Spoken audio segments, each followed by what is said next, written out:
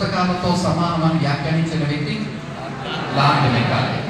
₹1,00,000 వివాదాన్ని పరిష్కరించమని పిలిపించింది ఎవరు పిలిచారు?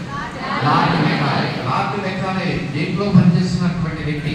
బ్రిటిష్ వారి యొక్క జనరల్ సలహా సంఘంలో న్యాయశాఖ విభాగంలో పనిచేస్తున్నటువంటి వ్యక్తి లార్డ్ మెకాలే.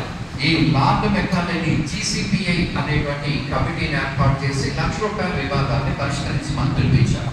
దానికోసం వచ్చినటువంటి వ్యక్తి లార్డ్ మెకాలే. ఈయన వస్తూనే ఉన్నాడు, విద్యార్థులను ఎవరెవరికి, ఆంగ్లేయులకు మరియు సామాన్య స్థాయి భారతీయులకు మధ్య మధ్యవర్తిత్వం వహించేలా ఒక వర్గాన్ని తయారు చేసుకోవాలి. రెండే చెప్పారు, ఉన్నత వర్గాల వారిని చేరదీసి వారికే ఏం చేయాలి, కొన్ని పదవులను చేపట్టాలి.